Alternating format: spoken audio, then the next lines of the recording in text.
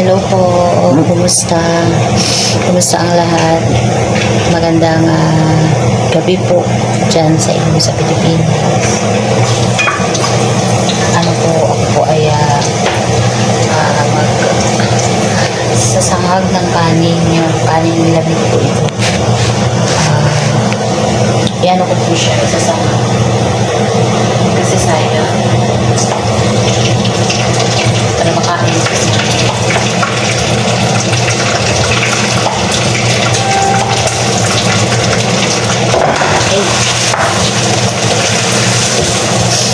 May bisita po kasi ako yung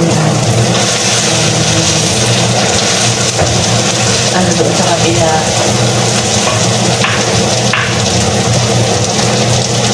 Nani sa kabilang bahay. Sa pinsan ng amo ko. Iniwan sa amin. So, ayan. Hindi ako ngayon malungkot dahil hindi ako nag-iisa. May karamay po akong Pinay. Kasi yung kasama ko, hindi mo naman siya masyado nakakausap, pero mag-iba ko kami ng lahat.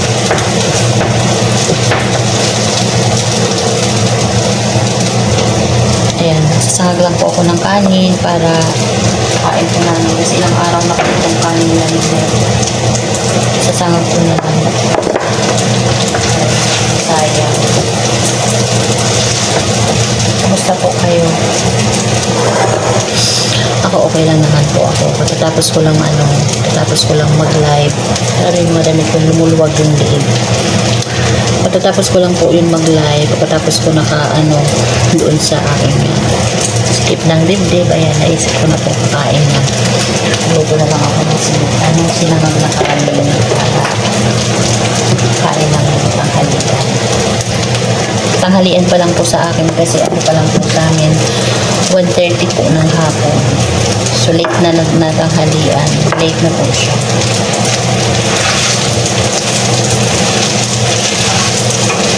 Alam niyo pag mga ganito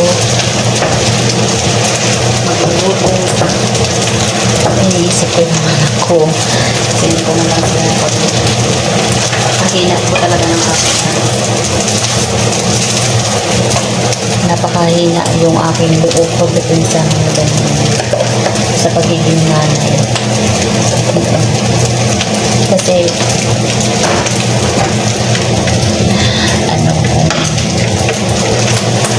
pinanganak lang sana tayo na mayaman. Sana hindi ganito. Pero hindi ko naman sinisisi. Dahil tayo ay may kanya-kanyang dito sa mundong ibabaw. May kanya-kanyang misyon. Ganito yung buhay. Mahirap ay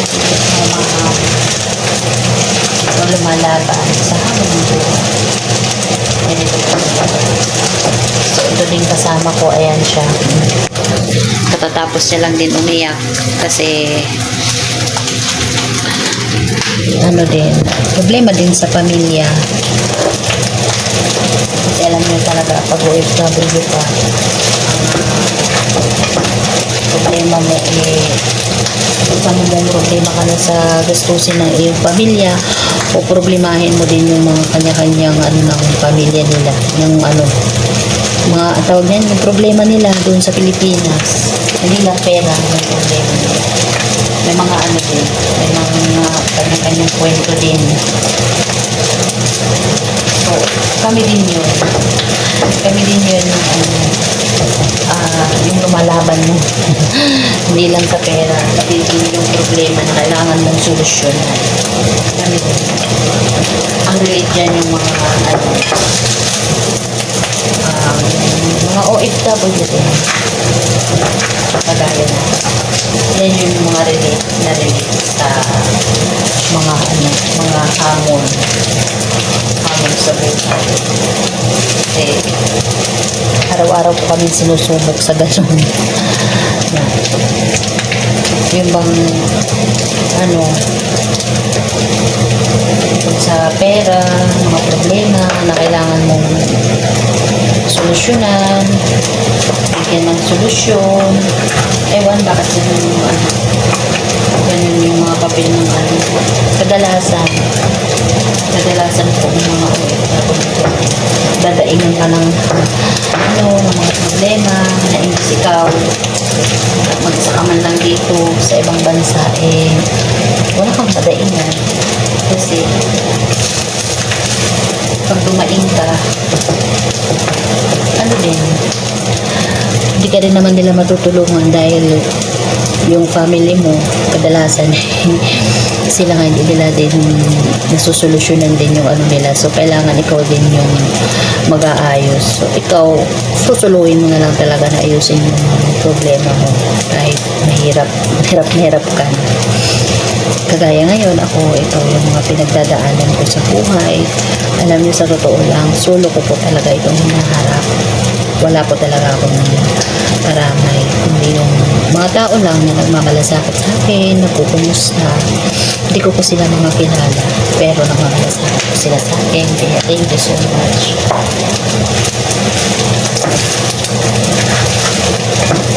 Sa family ko,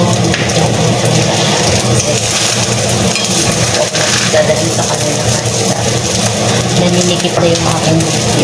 Never po ako nagdadahin sa kanila kasi gusto ko akin lang.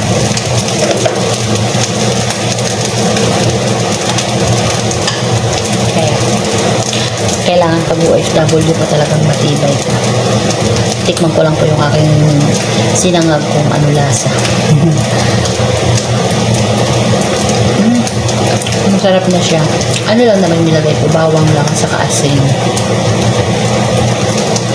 Wala pong magic sarap dito, kaya hindi ko siya malalagyan ng magic.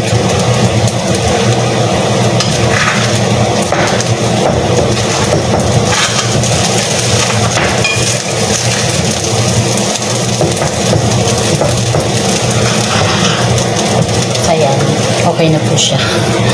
Naluto na siya. Maya-maya magluluto naman ako ng itlog. Kasi masarap pag sinangag yung partner is itlog. Tanghalian namin, pero yung version ng pagkain namin is pang almusal. Pero okay lang po yan.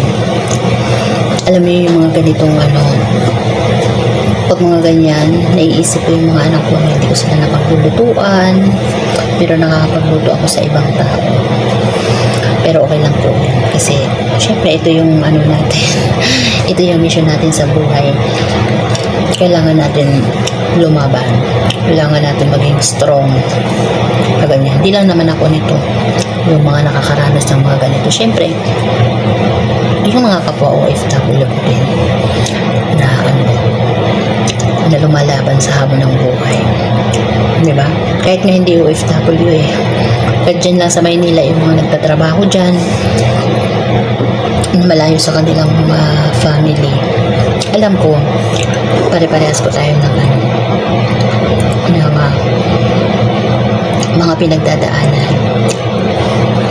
Magkakaiba lang yung mga dahilan.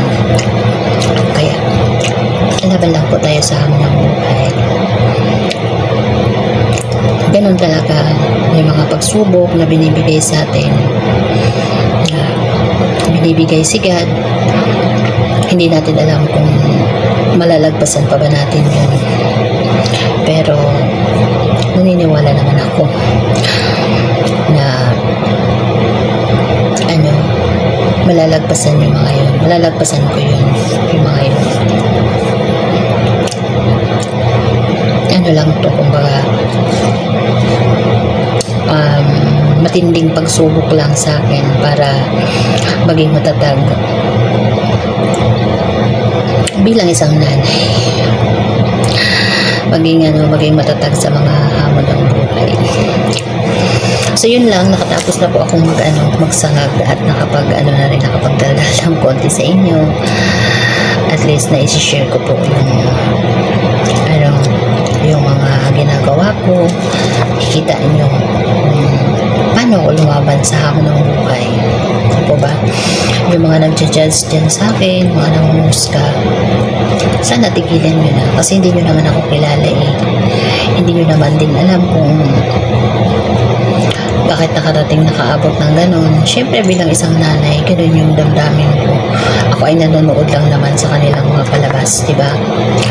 So, Hindi ko man siguro kasalanan no, na ganun yung pagtingin ko na mali yung aking pagtanaw doon. So, at hiningi ko naman na yun ng tawad. So, kayo ng mga basher, tumigil na kayo. Huwag na kayo gatong ng gatong. Para sa inyo, so, natutuwa ba kayo na may mga taong nagtutusa? O parehas man din. Sila nagdusa din doon sa nangyari. Pero, at saka, syempre, may iniingatan silang pangalan. Ano ba naman ako? Wala man akong ganun, diba? Di man ako kilala. Pero, ang masasabi ko lang po sa inyo, may buhay din po ako. Humihinga po ako.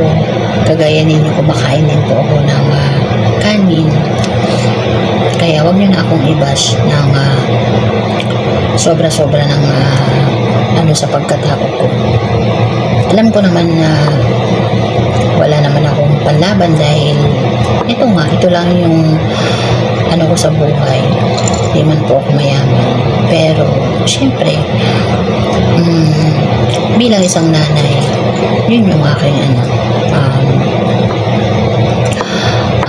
tawag nito, paninindigan bilang isang nanay. Kung para sa inyo na mga basher kayo, kasalanan ko yung manindigan ako bilang isang nanay at ganun yung aking mga pananaw na gustong na intact na pamilya. Kayo, iba man yung inyong pananaw, ako ganun yung pananaw ko, yun nga yung sinasabi, may kanya-kanya tayong mga pananaw sa buhay. So, hindi ko man kasalanan na ganun yung maging ko dahil yun ang nai-experience ko na kung may pagkakataon naman buo na pamilya, diba? Kasi hindi biro yung hiwa-hiwalay at watak-watak na pamilya. Hindi po yung biro. Yun lang. Pero, yung sa side nila, hindi ko naman yun ibig sabihin na nagsasalita ko ng ganito, kinukontra ko sila. Hindi. Ito ay akin pong yun sa kanila, iba man. Kasi di ba nga may dahilan sila, nagpapagamot, yung bata, hindi naman kayang magpagamot ng bata, malayo sa kanila. Malayo sa lugar, malayo sa ospital. Pinaliwanag naman na po sa inyo, di ba? At saka malinaw naman na din po yun. Ano po ba yung inaano nyo ng mga basher? Ano po ba yung mga pinaglalaban ninyo? Sa akin, malinaw na po yun. Yung inyo, gatong lang kayo ng gatong basta lang may masabi kayo, sabihin niyo na may nababasa nga ako dyan, sinasabi pa nila para magtanda po saan? Wala man po akong masabang magtatanda po ako sa pakiging nanay. Matagal ko na po yan pinagtatandaan na ako ay isang nanay. Ganito po talaga ako. Magtatanda ako bilang isang nanay. Talagang pinagtatandaan ko po na ako ay isang nanay na nangungulila sa mga anak. Yun. At hindi ko po hindi ko po intention na ng tao. Hindi ko po yun intention. Kaya nga ako nanghingi ng tawad dahil nagkamali ako. Aminado akong nagkamali ako. Kasi yun lang po. Bye-bye po.